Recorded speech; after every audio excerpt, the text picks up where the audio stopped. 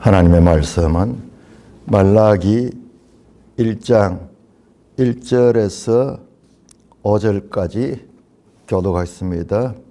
말라기 두 번째 시간이죠. 어제는 우리가 말라기의 배경 또는 말라기의 역사적 배경, 문화적 배경, 상황적 배경 그런 것들을 살펴봤고 오늘은 본문을 자세하게 살피겠습니다. 말라기 1장 1절 여호와께서 말라기를 통하여 이스라엘에게 말씀하신 경고라. 여호와께서 이르시되 내가 너희를 사랑하였노라 하나 너희는 이르기를 주께서 어떻게 우리를 사랑하셨나이까 하는도다. 나 여호와가 말하노라. 에서는 야곱의 형이 아니냐. 그러나 내가 야곱을 사랑하였고 에서는 미워하였으며 그의 산들을 황폐하게 하였고 그의 산업을 광야의 이리들에게 넘겼느니라. 에돔은 말하기를 우리가 무너뜨림을 당하였으나 황폐된 곳을 다시 쌓으리라 하더니와 나 만군의 여호와는 이르노라. 그들은 쌓을지라도 나는 헐리라. 사람들이 그들을 일컬어 악한 지역이라 할 것이요 여호와의 영원한 진노를 받은 백성이라 할 것이며 너희는 눈으로 보고 이르기를 여호와께서는 이스라엘 지역 밖에서도 크시다 하리라. 오 하나님 아버지, 은혜를 감사합니다. 이 하나님 말씀의 무게를 제대로 깨닫고 제대로 전할 수 있게 하여 주시옵소서. 예수님 이름으로 감사하며 기도드리옵나이다. 아멘. 자, 말라기는 소선지서 마지막 책이죠. 우리가 지난번 제가 한번 선지서 전체에 대한 이 개론이랄까요? 그걸 한번 슬쩍 말씀한 적이 있는데 12소선지서는 한 권의 책이다. 그러면은 이 12소선지서가 호세아가 시작이고 말라기가 끝이에요. 그래서 제가 호세아서를 할 때 말라기 9세아 14장 9절입니다. 14장 9절 우리 한번 찾아볼까요? 바로 앞에 서니까 호세아 그렇죠. 14장 9절 질문하죠. 누가 지혜가 있어 이것을 깨달으며 하나님의 구원의 경륜에 대한 그 호세아의 이 감탄이 감탄. 그런데 여러분 나중에 이제 확인해 보겠습니다. 말라기 3장 끝에 가면은 그때 그 믿는 자들이 다 분별하고 깨닫는 게 내용이 나옵니다. 그래서 신비인 거예요. 신비인 거예요. 참 어떻게 12권의 책이 다른 환경, 다른 시대에 쓰인데 이렇게 연속성을 가지는가.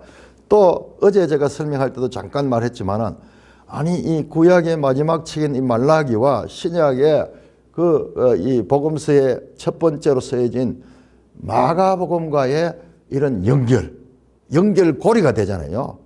말라기에 내 사자가 와서 주의 길을 예비하고 준비한다는 그 내용과 여러분 복음서의 처음은 전부 다 세례 요한부터 나옵니다. 세례 요한 나옵니다. 마태복음은 그 예수님의 족보로부터 나오지만은 거기에 또 보면은 세례 요한이 등장합니다. 그래서 말라기의 끝과 복음서의 시작이 이렇게 밀접한 연관을 가지고 있는 이런 구조적 관계, 이거를 아는 사람들은 성경을 새롭게 보기 시작하는 거예요. 이야, 이게 하나님의 지혜고 이 하나님의 책이구나. 자, 이런 것들을 풍성하게 알면 알수록 이 하나님의 말씀에 대한 신뢰감, 믿음이 있게 되고, 그런데 이런 것들은 또한 이 하나님 말씀이라고 믿고 열심히 찾고 말씀을 묵상하고 말씀을 늘 가까이 하고 말씀에 이 경건한 마음을 가지고 말씀을 대하는 자들은 처음에는 이런 게 안 보여요. 그러나 10년, 15년, 20년, 30년, 여러분 평생 공부해야 되면 성경은 그러면서 그런 것들이 보이기 시작하는 거예요. 저는 그걸 갖다가 성경의 유기적 관계다, 올가닉, 성경이 사람 인체처럼 팔은 팔이고 발은 발이고 뭐 머리는 머리가 아니라 이것들이 다 연결이 되어 가지고 이 사람이 이렇게 인격을 갖추고 생활하고 활동하고 있는 생명체로서 유기적인 관계를 가지죠. 성경이 그렇게 됐다는 거예요.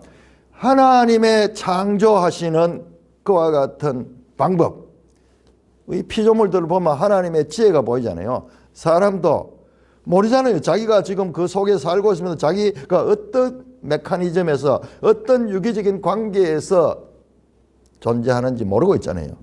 그래서 의사들이 막 연구를 하고 과학자들이 연구를 해보니까는 야, 신경계도 있고 뭐 근육계도 있고 뭐 온통 뭐 이 골격도 있고 뭐 이래가지고 그것뿐만 아니라 그 안에서 또 뭐 DNA가 어떠고 이런 식으로 돼서 성경이 그렇다는 거예요. 성경이. 여러분, 오늘날 우리가 인터넷 찾으면은 연관 검색어 하는 거예요. 연관 검색어. 특별히 이제 구글 같은 데 가면은 무슨 단어를 하나 치면은 그거하고 연결되는 검색어가 쫙 나오잖아요. 그건 뭐 알고리즘이라 하기도 하고 하는데, 여러분 그게 어디서 나왔냐? 그게 성경에서 나왔어요. 그게 유대인들이 그걸 발견했는 거예요. 유대인들은 구약 성경을 깊이 연구하면서 성경의 연관 검색어들을 알게 됐는 거예요. 그래서 관죽하는 관주. 그러니까 이 유월절 어린 양 가면은 이 출애굽기에 나오는 그 유월절의 어린 양 그러면은 거기만 나온 게 아니라 연결이 돼 가지고 그 개념들이 나오는 거예요. 심지어는 신약까지 연결된 신약까지. 그 유대인들은 이 신약을 믿지 않는 사람들은 여기까지밖에 모르지만 신약을 아는 사람들은 그게 전부 예수 그리스도로 연결된다는 것을 알게 되는 거예요.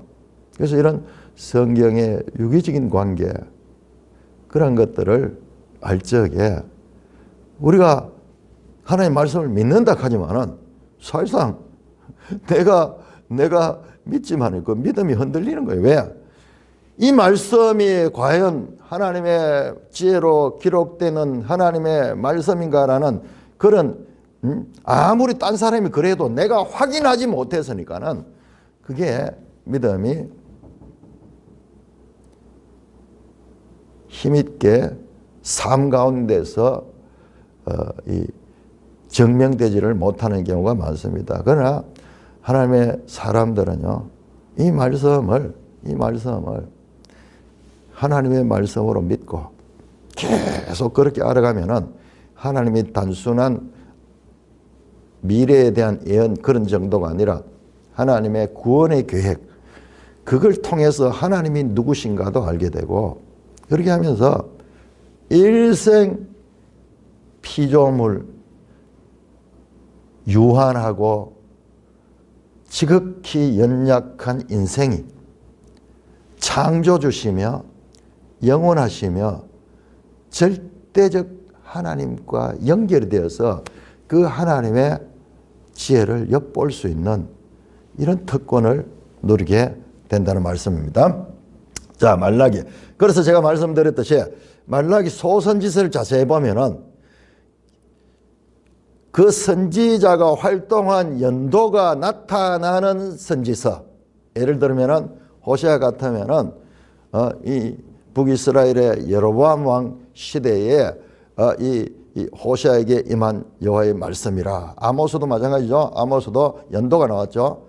그러나 요엘서 같은 거 보면 그 연도가 없어요. 갑자기 요엘이 탁 등장해가지고 말씀을 역사적 배경 설명이 없어요. 말라기도 마찬가지로 그와 같이 시작이 됩니다. 그런데 제가 자세히 보니까는 6권이 그렇게 돼서 6권은 소선지서 가운데 6권은 연도가 딱 확실하게 나오고 나머지 6권은 그 배경이 없어. 그 배경이 없어. 그러니까는 연도가 없으니까는 어떤 면에서는 조금 모호할 수도 있지만은 그러나 그 연도가 없기 때문에 보편적으로 어느 시대에 누구에게나 전해질 수 있는 더 보편성을 가지고 있기도 하다는 것을 알 수 있습니다. 자, 여호와께서 말라기를 통하여 이스라엘이 하신 말씀이라. 자, 어제 말씀드렸죠. 말라기 하는 것은 이게 사람의 이름이 아닐 수가 있다. 말라키. 이게 my messenger. 나의 사자. 사자. 여기에요. 여기에 앵겔로스. 천사도 돼. 천사. 천사가 뭐예요? 천사가 하나님의 뜻을 세상에 전하는 자잖아요. 전하는 자잖아요. 그래서 이 성경에 천사들도 많이 나오죠. 자, 그런 의미를 가진다. 말라기 줄여가지고 나의를 내. 그래서 그렇게 해서 소유격으로 해가지고 누구? 하나님의 사자, 주의 사자. 70인역은 앵겔로스 오토스, 그의 사자. 그가 누구냐? 주님, 아도나이, 주의 사자. 그러니까는 주의 사자의 말씀이다. 이중 의미를 갖습니다. 사람의 이름 같으면서도 이런 주의 사자. 근데 이 주의 사자라는 이게 가지는 중요성이, 여러분 보세요. 3장 1절에 만군의 여호와가 이르노라, 보라 내가 내 사자. 이게 바로 말라키예요. 말라키.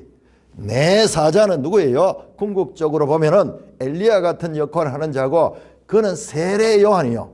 세례 요한은 주의 사자입니다. 주의 길을 예비하고 주의 오실 길을 준비하는 자. 그러니까 이게 그렇게 연결이 되는 거예요. 이름부터. 자, 여호와께서 말라키를 통하여 이스라엘에게 말씀하신 경고라. 자, 여기에 이스라엘은 우리가 열왕기를 할 때 남왕국 이스라엘, 북왕국 이스라엘, 남왕국 유다, 그 개념이 아니에요. 이제 그건 다 끝나서, 그건 다 망해서 722년 망하고 586년 망해가지고 지금 현재 뭡니까? 400년대, BC 400년대 중반 450에서 430년 뭐 이 경이거든요. 그러니까는 이제는 북왕국, 남왕국 개념도 없고 지금은 그냥 원래 이스라엘에게 말씀하신 경고라. 자, 말라기서를 보면요, 여러분 놀라운 것을, 이야 내용들이 뭐 갈팡질팡하는 것 같다, 무슨 뭐 구조가 별 보이지 않는다, 뭐 이렇게 생각을 하는데요. 여러분 제가 성경에서 성경을 이해하는데 제일 중요한 게 구조라고 여러 번 말씀했죠. 구조를 알아야 되는데, 그런데 그 구조는 쉽게 자신을 드러내지 않아요.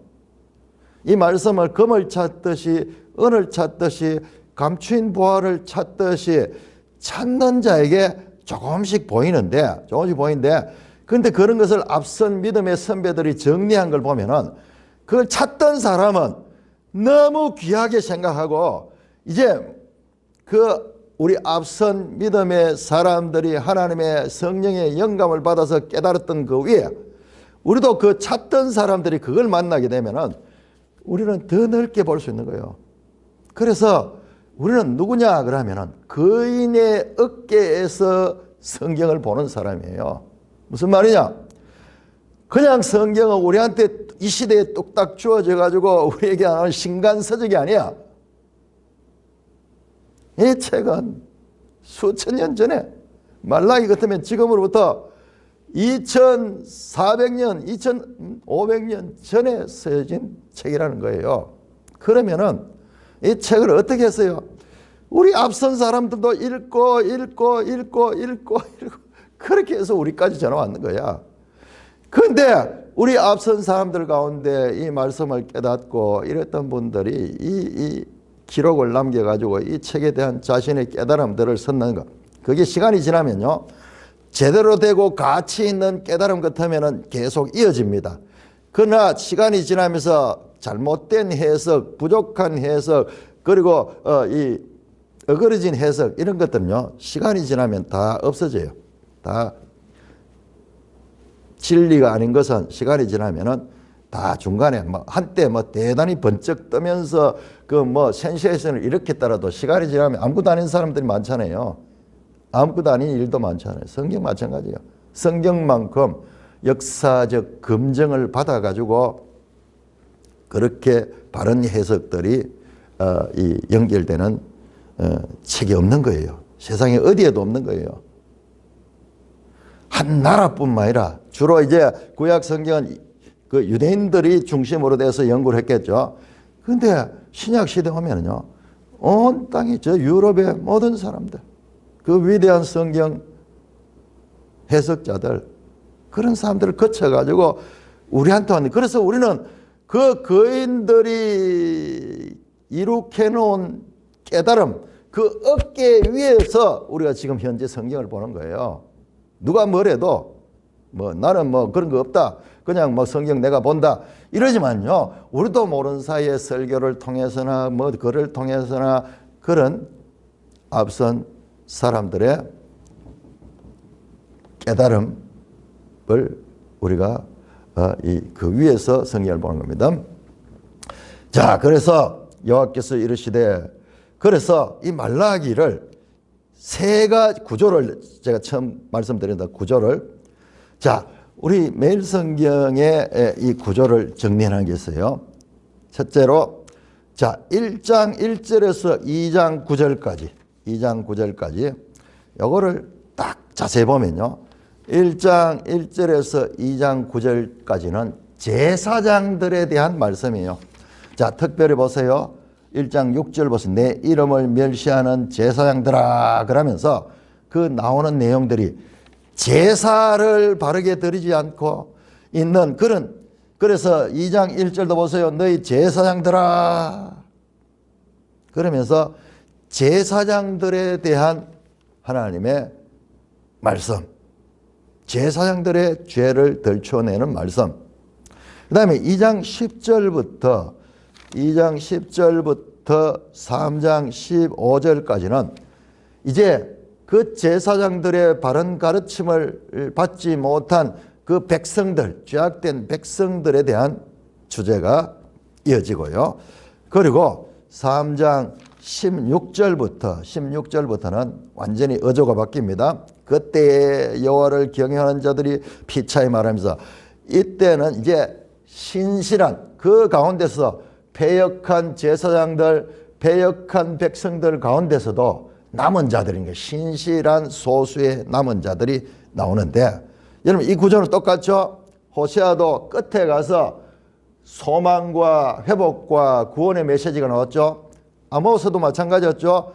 아모스도 9장에 가서 9장 11절에서 15절에 가서 그때 다윗의 무너진 이 장막을 회복하며 그 남은 자들이 여호와의 기업에 동참하는, 그리고 그 평화롭고 그리고 그 이 번영하는 그런 장면들을 통해서 회복과 구원의 메시지를 전해줘. 말라기도 마찬가지. 끝에 가면은 그때 경외하는 자들과 악인들을 구별하고 그 다음에 여호와께서 오셔서 심판하시며, 그리고 여호와를 경외하는 너에게는 공의로운 해가 떠올라서 치료하는 광선을 비추게 될 것이다. 이 4장 2절에 나오죠. 이 소망의 메시아에 대한 메시지가 나옵니다. 자, 크게 이렇게 구조를 나누어서 볼 수도 있고요. 그 다음에 매일 성경을 보시면은, 매일 성경, 자, 146쪽 제목 밑에 보세요. 말라기는 하나님을 대변하여 유다 백성과 6번의 논쟁을 벌입니다. 그러면서 지금 첫 번째 논쟁이 뭐냐 그러면 바로 2절 이걸 말하는 거예요. 여호와께서 이르시되 내가 너희를 사랑하였노라 하나님이 말씀하시고, 그러니까는 이스라엘이 대답합니다. 이스라엘 너희는 이르기를 주께서 어떻게 우리를 사랑했습니까? 하나님이 사랑했다 그러니까는 아니 어떻게? 우리는 모르겠는데요. 아니 사랑했다면은 우리가 뭐 이렇게 남의 나라에 지배를 당하고 그것도 이렇게 지리멸렬하게 살아가는데 뭘 하나님이 우리를 사랑한 적이 언제 있다고 그런 말씀을 하십니까? 하는 그들의 질문에 대해서 하나님이 설명해 주는 거예요. 봐라 내가 에서는 야곱의 형이 아니냐 그러면서 그 창세기에 이 야곱의 후손들이 이스라엘이잖아요. 그러니까는 야곱이 이름을 하나님께서 이스라엘로 바꿔줬잖아요. 그 이야기를 하면서 에서 이야기를 가지면서 과거부터 내가 너희를 사랑했다. 그래도 이스라엘 백성은 모르겠습니다. 아니 그건 그게 무슨 말인지요? 하나님의 말씀을 모르니까는요. 하나님이 이 뜻을 무시하고 멸시하는 거예요. 언제 어떻게 우리를 사랑했단 말입니까? 입이 툭 튀어나와가지고 하는 소리예요. 자, 이런 질문이 우리 매일 성경에는 6번의 논쟁이 있다고 보는데 제가 볼 때는 7번이에요. 7번. 자, 제가 계속 말씀드리는데 호세아, 아모스를 자세히 보면은 거기에 7이라는 숫자가 계속 반복되어 나오는데 이게 소선지서 전체가 그래요. 자, 여기도 그러면은 한번 확인해 보겠습니다. 자, 두 번째 질문에 대한 답변. 자, 질문과 답변입니다. 자, 두 번째는 어디에 나오느냐 그러면은 일단 전체 구조를 오늘 말씀을 드려서 이 구조를 그걸 가지고 보면 이제 성경이 보이기 시작해요. 보이기 시작합니다. 이 맥락을 딱 잡으면은 자, 하나님과 이스라엘 백성의 논쟁, 질문하거나 그리고 명령하는 그런 하나님과 거기에 대해서 답변하는 이스라엘의 퉁명스럽고 그리고 의문사로 답합니다. 어떻게, 언제, 그런 적이 무엇을 그랬습니까? 뭐 이런 식의 그 질문과 답변이 이어집니다. 첫째 질문과 답변이 2절이죠. 여호와께서 내가 너희를 사랑했다 하면 너희는 이르기를 어떻게 사랑했습니까? 모르겠습니다. 하나님 그러니까 하나님께서 봐라 너 조상 때부터 그러면서 그 창세기 이야기를 하는 겁니다. 두 번째 질문과 답변이 16절에 1장 16절에 1장 6절. 자, 내 이름을 멸시하는 제사장들아 나 만군의 여호와가 너에게 이르기를 아들은 그 아버지를 종은 그 주인을 공경하느니 내가 아버지일진때 나를 공경함이 어디 있느냐? 내가 주인일지 나를 두려워함이 어디 있느냐? 너희들이 아버지와 아들이 아버지에게 하듯 종이 그 주인을 섬기듯이 너희의 창조주요 너희의 이 하나님이신 하나님을 그렇게 너희들은 멸시하고 있느냐? 제사장들 앞에서 그렇게 말합니다. 그러니까 그들이 대답하기를 보세요. 그들이 대답하기를 우리가 어떻게 주의 이름을 멸시하였나이까? 하나님 말합니다. 너희가 더러운 떡을 나의 제단에 드리고 말이야. 우리가 어떻게 자기 죄를 모르는 거예요. 그러면서 설명하는 거예요. 너희가 내한테 제물 드릴 적에 너희들이 서지 못하는 것, 성의 없는 것, 무성의한 것, 병든 것, 저는 것, 총독들, 그 사람들에게 드려도 사람들이 싫어할 그런 제물을 바치고는 하나님을 공경해야 한다고 말하고 있지 않느냐. 이거예요. 그러니까 요 질문과 답변 주제를 가지고 보면은 이게 보이는 거예요. 자, 세 번째 질문과 답변을 보겠습니다. 세 번째가 2장 13절. 너희가 이런 일도 행하나니 곧 눈물과 울음과 탄식으로 여호와의 제단을 가리게 하는도다. 그러므로 여호와께서 다시는 너희의 봉헌물을 돌아보지 아니하시며 그것을 너희 손에서 기꺼이 받지도 아니하시다. 하나님이 그 백성이 무성의하고 하나님을 공경하는 마음이 없는 형식적인 그런 제물을 드리고 하는데 하나님이 받지 않겠다 그러니까는 자, 이스라엘이 뭐라고 대답하는 거 보세요. 14절 답변이 나옵니다. 너희는 이러기를 어찌 됨입니까? Why? 왜 받지 않습니까? 하는도다. 왜 받지 않습니까? 이렇게 세 번째 질문과 답변이 나옵니다. 자, 네 번째 질문과 답변은 2장 17절입니다. 너희가 말로 여호와를 괴롭게 하고도 이러기를 우리가 어떻게 여호와를 그들이요 말로 하나님을 믿지 않는 것이 차라리 낫다. 저 교만한 자들이 차라리 복을 받는다. 이 세상에 떵떵거리고 살더라. 하나님 믿어봤자 제사 드려봤자 번거롭게만 하고 아무 의미가 없더라. 그렇게 여호와께 경멸하는 말을 하니까 하나님 그 소리를 듣고 괴로운 거예요. 자식이 부모를 욕하고 다니면은 부모가 얼마나 그 마음이 괴롭겠어요. 그런데 너희는 이러기를 뭐라고 하느냐?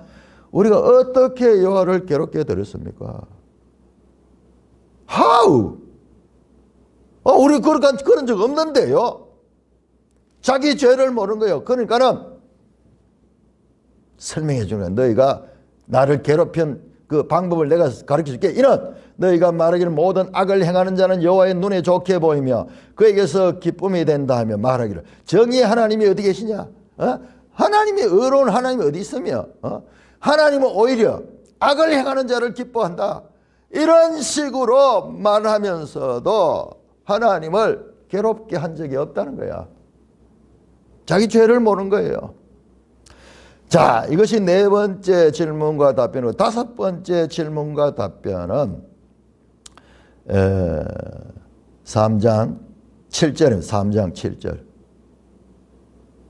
그런즉 내게로 돌아오라. 그리하면 나도 너에게도 돌아가라. 자, 제일 중요한 게 이 선지서에서 가장 중요한 것은 돌아오랍니다. 돌아오라. 슈브. 자, 이게 어떻게 연결되느냐? 이게 신약에 가면 이게요. 회개하랍니다. 회개하라. 여러분 세례 요한의 메시지가 이거잖아요. 그러니 동일한 거예요. 구약에서 돌아오라, 회개하라 같은 거잖아요. 회개 돌아오는 거잖아요. 그 헬라어로 이 회개라고 번역이 됐으니까는 그 뭐 메타노이안가 그렇게 나오죠. 그러니까는 언어 자체가 다르니까는 번역도 조금 차이가 있지만은 같은 뜻이 돌아오라. 하나님께로 돌아오라. 회개하라. 하나님께로 돌아와야 된다. 그 말입니다. 자, 이렇게 돌아오라. 그래야면 나이도 돌아가겠다. 돌아오면 하나님도 돌아와. 슈브. 그런데 너희가 이러기를 하나님이 선지자를 통해서 돌아오라 그러니까 너희는 뭐라고 말이야? 우리가 어떻게 하여야 돌아가요? 돌아갈 방법이 뭡니까? 뭐 어떻게 하는 게 돌아가는 겁니까? 그러면서 그 하나님에 대한 엉뚱한 소리인 거예요. 돌아가는 방법도 모르는 거예요. 회개하고 자신들의 죄를 자복하고 형식적이고 제의적인 그런 제사를 물리치고 진정으로 하나님을 사랑하는 마음으로 하나님께 공경하는 그런 제사를 드려야 되는데 모르겠다는 거예요. 어떻게 섬기는지 그걸 모르겠다는 거예요. 그런 기본이 되어 있지 않죠. 그 다음에 여섯 번째 질문은 8절입니다. 3장 8절. 사람이 어찌 하나님의 것을 도둑질하겠느냐? 그러나 너희는 나의 것을 도둑질하고 말이야. 우리가 어떻게 주의 것을 도둑질했습니까? 11조 그리고 봉헌물들 정확하게 그렇게 바쳐야 되는데 그렇지 않는 거예요. 전부 형식적으로만 하고 그러면서 하나님이 주신 것을 하나님께 그 하나님 법을 따라 드려야 되는데 내가 내 것을 도둑질했다. 그 이야기가 우리가 어떻게 도둑질했습니까? 무슨 소리 하십니까? 그렇게 동문서답이 되는 답답한 상황입니다. 자, 7번째. 자, 우리 매일 성경 6번에 간데 7번째 질문과 답변합니다. 아마 그 서신 분은 그 서신 분 나름대로 무슨 조금 보는 관점이 차이는 있겠죠. 자, 이 질문과 답변으로 이루어졌다. 자, 3장 13절부터 3장 14절. 여호와가 이르노라 너희가 완악한 말로 나를 대적하고도 이르기를 너희가 무슨 말이냐? 무슨 말로 우리가 대적? 언제 우리가 무슨 말로 대적했어? What? 무슨 말로? 우리 대적한 적 없는데요. 너희가 대적했는 말이 바로 이거다. 그게 14절이요. 너희는 이르기를 하나님을 섬기는 것이 헛되니 만군의 여호와 앞에 그 명령을 지키며 슬프게 행하는 것이 무엇이 유익하리요? 지금 우리는 교만한 자가 복되다 하며 악을 행한 자가 번성하며 하나님을 시원한 자가 화를 면한다 한다. 하나님의 가르침과 정반대되는 이와 같은 말을 하고도 하나님을 자기들이 섬긴다고 하고 하나님과 전혀 동떨어진 그런 사고를 하며 사는 거예요.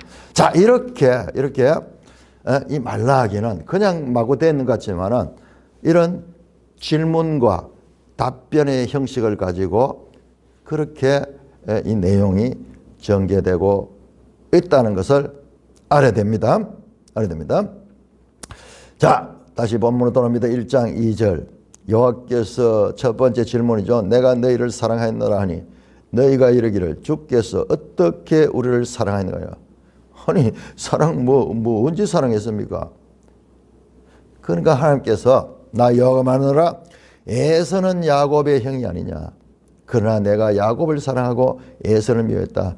창세기 25장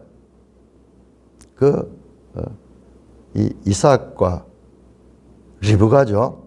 리브가 사이에 아들이 쌍둥이가 나오는데 그 쌍둥이 가운데서 에서와 야곱이 나오죠. 에서가 나오는데 그런데 야곱이 하나님의 이 백성의 계보를 잇는 아브라함과 이삭과 야곱이죠. 에서는 아주 훌륭한 그런 인물이었어요. 체격도 좋고 덜 사람. 그러나 하나님에 관한 이런 것이 없고 그냥 현실 삶에 열심히 막 뛰어다니면서 뭐 사냥하고 이런 쪽에 이 사람이었어. 그러니까는 야곱을 사랑했고 에서는 미워했다. 와, 엄청난 이야기죠. 자, 이런 것들이 들어오면은 믿음이 없는 사람들은 여기에 환장하는 거예요. 봐라, 하나님이 나쁘잖아. 왜 에서는 미워하고 야곱은 사랑하나? 여기서 못 견디내는 거 사람들이. 그런데 아니 우리도 그렇잖아요. 우리도 좋아하는 게 있고 싫어하는 게 있잖아요. 우리는 늘 그렇게 살면 하나님은 그러면 안 돼. 조금 더 보라고요. 하나님을 우리 수준으로 보지 말고. 자, 요거 내가 깊이 설명할 겁니다. 자, 그러니까 일단은 에서 입장에서는 에서의 후손의 입장에서는 하나님이 나쁘죠. 자기들은 뭐 처음부터 막 죄시키니까는 그러니까 삐딱하게 나갈 수밖에 없죠. 자, 그런 생각이 들 수 있습니다. 그러나 지금 여기서는 그 말이 아니에요. 지금 야곱을 이야기한 건 내가 너희를 사랑했다. 이스라엘 백성을 사랑했다. 그 이야기를 한 거예요. 자, 그랬으니까는 그의 산들을 황폐하게 하였고 그의 산업과 광야에 이리들에게 나겠다. 에서의 후손 에돔족입니다. 에돔. 여러분 창세기 25장이 나오죠. 에서는 에돔의 조상이에요. 에돔 나라의 조상이 됩니다. 뿐만 아니라 우리 그때 찾아봤죠. 창세기 35장인가 거기 보면요. 에돔의 족보가 에서의 후손들 나오는 족보가 한 장을 차지한다고요. 그런데 문제는 성경과 성경이 충돌하는 거예요.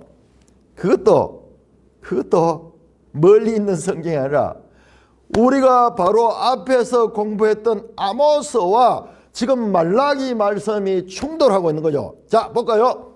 자, 아모스 9장 12절 보세요. 아모스 9장 12절. 자, 이래서 성경 공부를 같이 연속적으로 해야 되는 거예요. 자, 아모스 9장 12절에 그들이 에돔의 남은 자와 내 이름으로 일컫는 만국을 기업으로 얻게 하라 이 일을 행하는 자. 이스라엘과 에돔의 남은 자들과 그리고 열왕들이 그 하나님의 기업을 함께 참여하는 이와 같은 메시지가 우리가 읽은 지가 지금 며칠이 지나지 않은데 말라기 처음에는 정반대의 이야기를 하고 있는 거예요. 이게 아주 중요한 내용입니다. 자, 이거 끝까지 잘 들어야 됩니다. 자, 봤잖아요. 우리 아모스 앞에서도 아모스의 1장에 에돔에 관한 죄에 대한 책망이 나왔거든요. 그런데 끝에 에돔의 남은 자의 이 하나님 백성들과 연합하는 이런 화해의 내용이 나왔는데, 아니 오늘 본문의 말라기 1장에는 예수를 미워했고 뿐만 아니라 그의 산들을 황폐하게 하였고 그의 산업을 광야에 이리 들이겠습니다. 하나님께서 저주했는 거예요.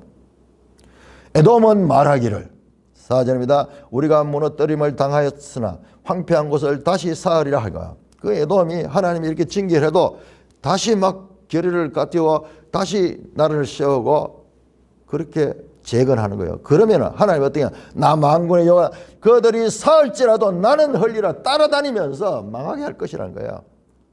저주를 받았죠. 사람들이 그들을 일컬어 악한 지역이라 할 것이요 여호와는 영원히 진노를 백성이라 할 것이다. 와, 에돔은 하나님의 영원한 진노를 받은 백성이라고 이렇게 세상으로부터 낙인 찍힐 것이다. 그렇게 말하는 거예요. 너희는 눈으로 보고 이르기를 여호와께서 이스라엘 지역 밖에서 크시다라. 야, 하나님은 이스라엘뿐만 아니라 다른 나라들에도 하나님은 크신 하나님이시구나. 남의 나라를 징계하시는 걸 보고, 자, 우리 말라기 이 본만 보면은 하나님을 그렇게 알 수 있어요. 그런데 방금 봤듯이 아니 아모스 9장 12절에 에돔의 남은 자들과 온 열방들이 이스라엘과 함께 하나님의 구원에 참여한다는 그 말씀과 충돌을 일으키잖아요. 이건 끝까지 찾아가서 저주하고 없애버리겠다는 말씀이잖아요. 자, 그러면은 성경에서 이런 모순된 내용이 지금 나타나는 거예요. 자, 이런 것들을 제대로 이해하는 것이 참으로 중요한데 이것을 제대로 이해하는 것이 쉽지 않아요. 쉽지 않아요. 일단 아모스와 큰 충돌을 일으킨다는 거예요. 아모스에서는 그 철천지 지금 여기 나오듯이 이렇게 하나님 이스라엘 백성에 대해서 끝까지 따라다니면서 괴롭혔던 그 에돔이, 그러니까 하나님의 백성이나 그 이스라엘 그 하나님도 이스라엘 백성들이 에돔으로부터 이렇게 이 어려움을 당했기 때문에 하나님도 그 싫어하는 거예요. 싫어하는 거예요. 그런데 우리가 바로 앞에서 나오는 그 아모스 9장 12절에서 우리 깜짝 놀랐잖아요. 아, 이와 같이 악한 에돔의 남은 자들 그리고 열방의 남은 자들이 하나님의 그 기업에 참여하는 그 말씀은 그럼 뭐냐? 그 말씀은 뭐고 이 말씀은 뭐냐? 특별히 여기 표현 가운데 뭐가 나오냐? 영원히 그들을 여호와의 영원한 진노를 받은 백성이라고 해요. 에돔은 악한 지역이고 하나님의 영원한 진노를 받은 백성이다. 그렇게 할 것이라는 거예요. 아니 하나님이 영원히 진노하시고 그 백성을 멸하시면은 그러면 아모스 9장 12절에 나오는 그 에돔의 남은 자들을 이 회복시켜 주시는 그런 말씀과 이 말씀은 충돌을 일으키잖아요. 자, 그래서 아주 성경 해석의 난제입니다. 난제입니다. 자, 말씀 나온 김에 제가 여기서 영원한 진노라는 단어, 이건요 영원한 하는 건 올람이거든요. 올람.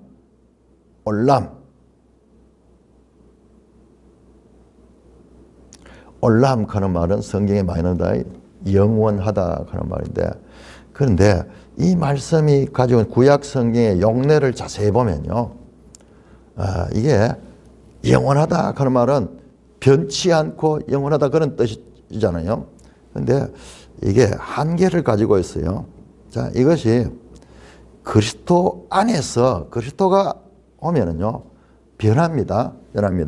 그러나 그 기본 정신은 살아있을지 모르겠지만은, 예를 들어가지고 제사 제도 같은 거, 이런 것들, 영원히 너희가 지킬 규례다. 영원히 너희가 지킬 안식일이다. 영원한 법이다. 이런 율법들이 구약 성경에 많이 지어집니다. 그러면 그거는 지금도 그렇고 영원히 주님 오실 때까지 영원히 지켜야 되는 법으로 생각하기 쉬운데, 그 성경에 나오니까는, 말씀대로 믿으니까는. 그런데 이것을 그렇게 단순하게 보면은 성경은 모순투성이에요. 그 뜻은 영원히 지속될지라도 그 형식이나 그 제도는 변화합니다.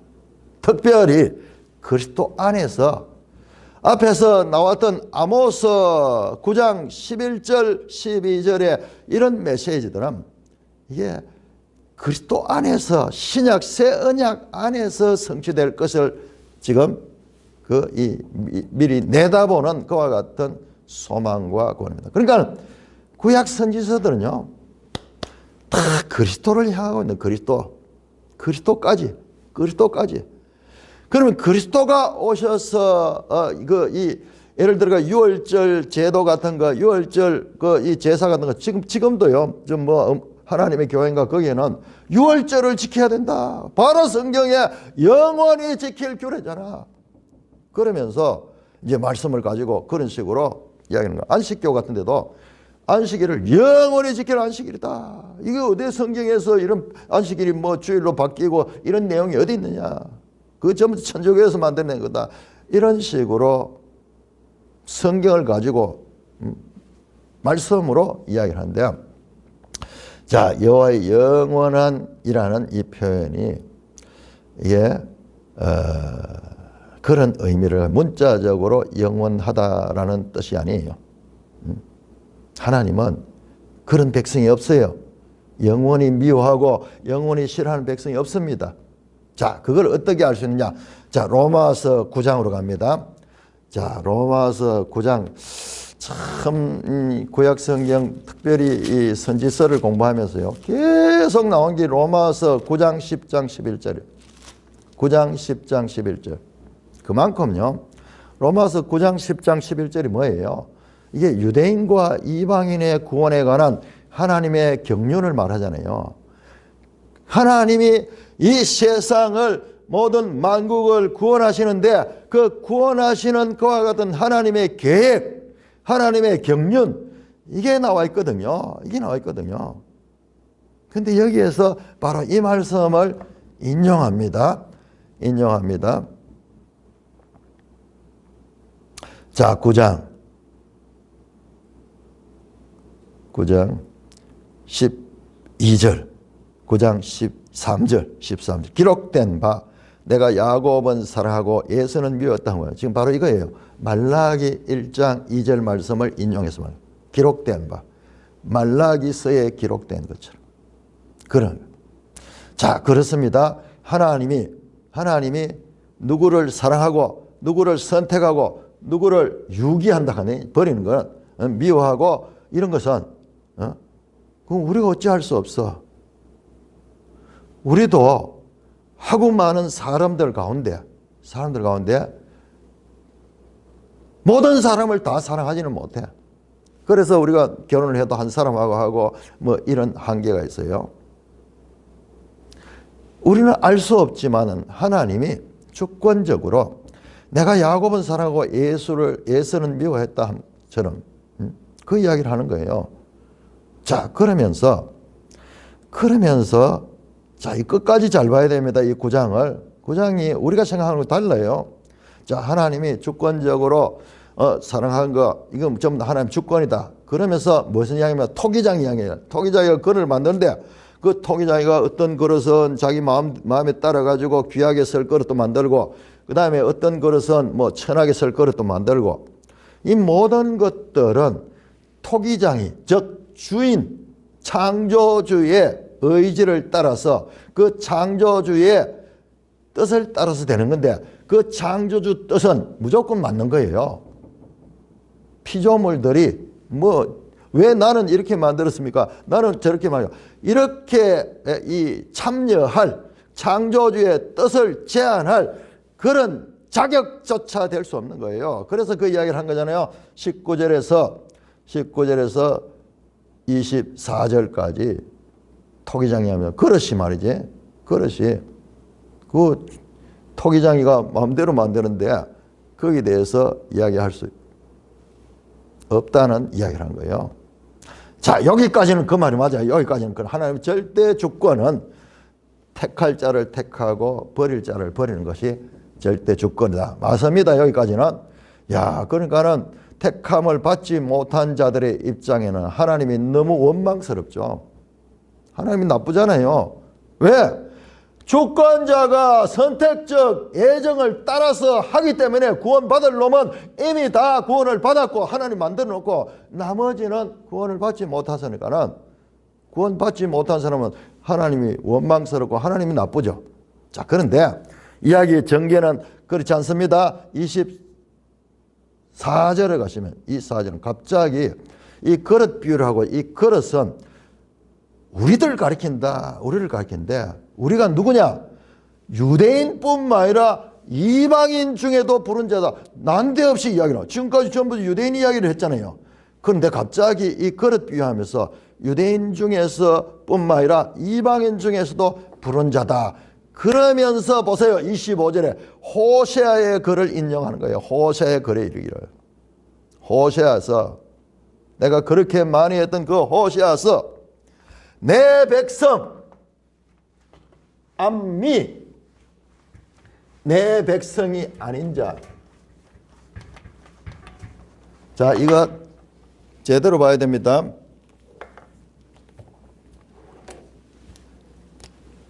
내 백성, 내 백성이 아닌 자.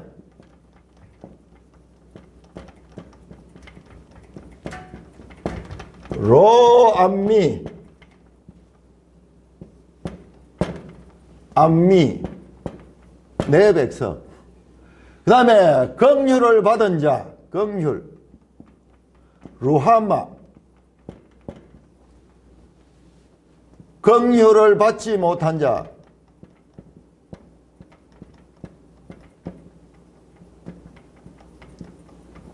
루하마.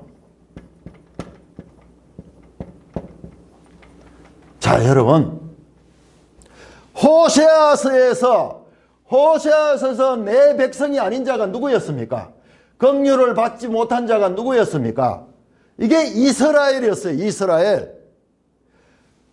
호세아와 고멜이 결혼해서 자녀를 낳았는데 그 자녀 이름을 루하마를 하라. 그 다음에 그 동생이 나니까는 로암미를 하라. 내 백성이 아니라. 그런데 이스라엘은 이게 이스라엘입니다. 하나님의 백성도 아니고 긍휼을 받지 못한 자, 버린 자예요. 버린 자인데, 그런데 그 내 백성이 아닌 자를 내 백성으로 하나님께서 인정해 주시고, 긍휼을 받지 못한 자를 루하마, 내 백성으로 받아준 거예요. 자, 우리가 생각할 때 택한 백성은 이스라엘이고, 그리고 이방인들은 택하지 않은 백성이라고 우리 고정관념을 가 있는데, 지금 보세요. 로마서에서 이 주권자가, 토기장이가 마음대로 그릇을 만드는데, 근데 그 그릇은 유대인뿐만 아니라 이방인도 동일하다는 말씀을 하는 거잖아요. 그러면서 호세아를 인용해서 내 백성이 아닌 자를 내 백성이라, 사랑하지 않은 자, 이 긍휼이에요. 루하마를 사랑한 자로 부리라. 너희는 내 백성이 아닌 그곳에서 살아계신 하나님의 아들이라 일컬음을 받으리라. 그러면서 이사야를 인용하면서 27절에 이스라엘 자손들의 수가 비록 바다에 몰아갈 때 남은 자만 구원을 얻으라. 남은 자만 구원한다. 자, 이와 같이 자, 하나님의 어떤 주권적인 선택에 대해 가지고 이스라엘이나 이방이나 이 호세아를 보면은 동일해요. 동일한 조건이에요. 동일한 조건입니다. 자, 그래서 9장은 처음에는 하나님이 이 이스라엘은 택하고 예선은 미워했는 거로 나왔는데, 그 다음에 그것이 합당하다는 거야. 하나님이 주권적으로 토기장이가 하듯이 그렇게 할 수 있다는 거야. 그런데 그 토기장이가 하는 그 일은 유대인이나 이방이나 동일하고, 그래서 동일하게 내 백성이 아닌 자, 유대인들이 내 백성이 아니었어요. 그 자를 하나님이 내 백성이라 하고, 하나님의 사랑을 받지 못한 자, 긍휼을 받지 못한 자 나오잖아요. 호세아에. 그 본문에 나오는 그것을 긍휼. 이거는 하나님의 주권적인 그와 같은 긍휼에서 나오는 것이라는 말씀입니다. 자, 그래서 지금 이 말라기에 나오는 이와 같은 에서와 야곱에 가는 것. 로마서 가서 지금 인용이 나왔잖아요. 로마서 나왔는데, 자, 이것은 이런 관점에서 봐야 되는데, 그러나 지금 이야기는, 이 말라기에서 이야기는 여기까지 구약 시대의 제한에서 보시는 말씀으로 볼 수 있습니다. 그러면서 너희는 이러기를, 그 하나님께서 그 자기 백성을 괴롭히던 그 에돔에 대한 심판을 하는 거 보고 이스라엘이, 야, 하나님이 그냥 이스라엘 지역 밖에도 크신 분이구나, 그렇게 고백하게 될 것이라는 말씀입니다. 자, 이 본문을 구속사 전체로 적용시키면 안 됩니다. 자, 이것은 그리스도 이전까지 있었던 그런 사건으로 봐야 됩니다. 자, 그래서 사람들이 가장 힘들어하는 것이, 그리고 지금도 신학자들이 가장 힘들어하는 것이, 예정론이 나오면은 막 길길이 뛰어. 그런데 그건 하나님이 주권적인 거야. 그걸 믿음으로 믿으면 되는데, 그런데 이걸 보면 택함을 받은 백성들은 그것이 아무 문제가 안 돼요. 아니, 나는 내가 이 밥을 먹을 적에도 내가 마음대로 내 의지대로 반찬을 택하고 옷을 사더라도 내 의지대로 하고 그렇게 다 하면서, 자기는 그렇게 하면서, 하나님은 그렇게 하면 안 돼. 하나님은 그렇게 하면 안 돼. 그거는요, 내가 하나님을 지금 조종하는 거야. 기본 자세가 잘못된 거야. 그게 왜 그런가? 아마 내가 생각할 땐 그래요. 그 속에 성령이 없고 이 불안한 거예요. 자기가 그 구원에서 제외될 것이라는 그런 확신이 있으니까는 하나님을 원망하기 시작해요. 그렇게 하면 평생 자신이 바뀌지 않아. 자, 그래서 이렇게 도입이 시작이 됩니다. 이스라엘 백성들의 무지함. 하나님이 구약에서는, 그래도 구약의 이 복의 개념은요, 농사 지어가지고 잘 먹고 잘 사고, 그게요. 그게 이 복의 개념으로 나타나는 거예요. 그러니까는 이 하나님의 백성 이스라엘을 괴롭혔던 이 에돔 족속들이 나중에 망합니다. 이것들이 망해가지고 어떻게 되느냐? 여러분, 신약 성경에 나오는 이두메 가는 게 누구예요? 헤롯 왕이 에돔 출신이에요.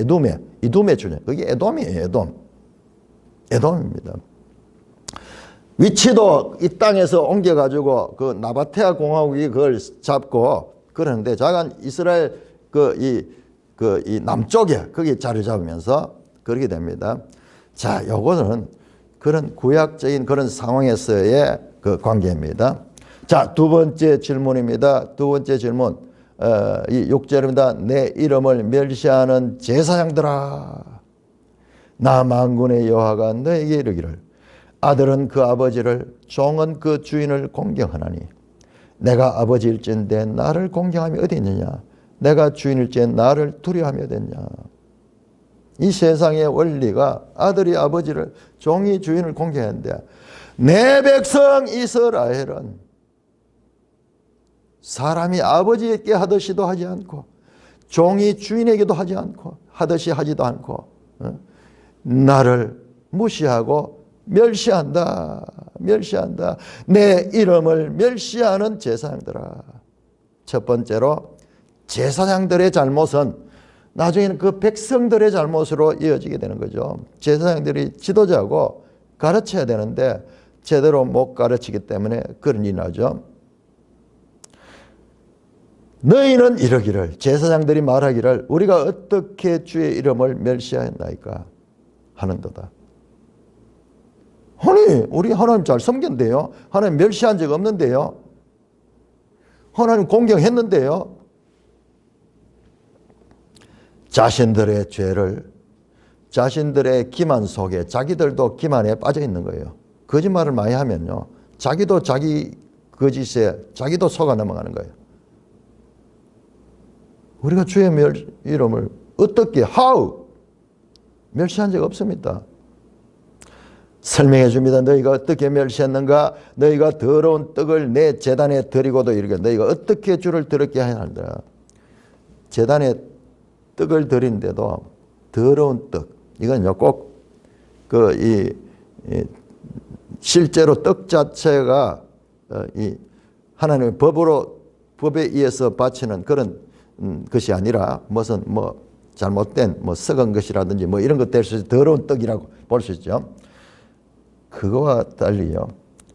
그런 뜻도 있지만 그거보다는요, 부당한 방법으로 취한 소득, 남을 속이거나 남의 것을 빼앗아 가지고 하나님께 이 복을 받겠다며 이 제물을 드리는 그런 것일 수도 있습니다. 더러운 떡을 제단에 드리고도 말해요. 우리가 어떻게 주를 더럽게 했는가? 하나님에 대한 이해가 없는 거예요. 이해가 없는 거예요. 이는 너희가 여호와의 식탁을 경멸히 여길 것이라 말하기 때문이라. 하나님의 식탁, 그렇게 제단을 이야기하겠죠. 제단 앞에 하나님 제물을 드리잖아요. 이거를 경멸히 여기니까는, 하나님을 경멸히 여기니까는 제단도 경멸히 여기고 드리는 제사도 이와 같이 형식적이고 마음에 없는 그런 제사가 되는 거죠. 자, 만군의 여호와는 너희가 눈먼 희생 제물을 바치는 것이 어찌 악하지 아니하냐. 우리가 어떻게 주의 이름을 멸시했는가? 이렇게 너희가 주의 이름을 멸시했다. 제물을 드리는데 법이 있잖아요. 순념소 가운데서 아주 건강한 것, 첫째 낳는 것, 이런 식의 기준이 있는데 그 말씀 무시하고 눈먼 희생 제물을 바치는 것, 서지 못하는 것, 장애가 있어가지고 가치가 없는 것, 그런 걸 바치는 것을 어찌 악하지 아니하며, 너희가 그걸 가지고 우리가 언제 주를 경멸했습니까? 그런데 이거다. 이게 바로 너희가 하나님을 경멸한 거다. 나를 경멸한 거다. 저는 것 병든 것을 드리는 것이 어찌 악하지 아니하냐. 이게 하나님 제물의 법이 있는데 그 법을 무시하고 자기들이 막 가치 없는 그런 것. 자, 이제 그것을 너희 총독에게 바쳐보라. 그가 너를 기뻐하겠으며 너를 받아주겠느냐. 자, 여기 총독이 등장하는 거 보니까는 이 말라기 자체의 시간이 안 나오니까는 이게 언제 기록된가를 잘 알 수가 없잖아요. 그런데 여기 총독이 등장하는 거 보니까 이게 포로 후기야. 포로 후기에 보면은요, 과거에 바벨론이 지배했지만은 이번에는 주인이 바뀌었어요. 바사, 페르시아가 지배하는 거예요. 그 백성들을 본국에 돌아가게 하고 이랬지만은 사실상은 이 모든 것을 지배하는 것은 페르시아입니다. 페르시아입니다. 그래서 여러분, 그 페르시아의 느헤미야 나오죠. 느헤미야가 총독으로 파송을 받습니다. 그래 와서 총독의 직임을 가지고 그 예루살렘 성벽을 재건하는 역할을 합니다. 그 다음에 그 당시에 보니까는 사마리아에도 총독이 있어서 산발랏이 사마리아 총독, 계속 느헤미야를 방해하고 괴롭히던 그 총독이 나오죠. 그 다음에 에스라 6장에 보면 유브라데 강 건너편 총독 다뜨네와 스발봇이 나오는데, 그러니까는 총독이라는 게 뭐예요? 본국에 파송을 받아가지고 식민지를 다스리는 나라잖아요. 우리도 조선 총독부 있었잖아요. 일본에 이 총독이 와서 이 나라를 다스리고 했잖아요. 그러니까는 이 표현에서 말라기가 포로 후기에 바사의 총독 체제로 있던 그 시대라는 것을 더 알 수 있는 거예요. 그러니까 왕이 없죠. 본국에 왕이 없어. 전부 바사가 임명한 총독들이 있는 거예요. 자, 총독이 한 받쳐봐라. 그 총독이 기뻐하겠느냐? 받아주겠느냐? 너희가 이 말은요, 받지 않는다야. 받지 않는다. 오히려 안 받으면 안 받지. 받아가지고 더 전에 어떤 분이 이사를 와가지고 내한테 그 선물을 가지고 이웃이 왔다고. 근데 선물이 뭐 내용은 보니까는 무슨 컵인데 어디 뭐 술잔인지 뭐 이런 컵이 여러 개 들어있는 걸 주는데 그게 이제 포장이 오래돼가지고 어디 창고에 넣어놨든지 어디 있다가 그걸 끄잡아내가지고 그런데 준다고 해주는데 이제 그런 식이겠죠. 주기는 주는데 줘가지고 오히려 나쁘게 기억이 되는, 그래도 자기는 줬다는, 내가 오면서 할 일을 했다는 그런 자기 만족감으로 이제 그걸 줬는지 어쨌는지 이제 그런 기분이겠죠. 이제 그런 경우는 잘 없는데 지금 이런 경우를 이야기합니다. 이런 거 재물을 드린다고 드리는데 서지 못하는 것, 병든 것, 저는 것, 눈먼 희생 재물, 전부 이런 것들, 찌끄러기들 이런 걸 가지고 하나님께 드린 거예요. 그 마음이, 그 백성의 마음이 없는 것을 지금 들추어내며 모르는 거예요. 자기들이 죄를 짓는지 아닌지도 모르고 있는 자들을 깨우치면서 이렇게 말씀을 하고 있는 것입니다. 찬송가 502장입니다.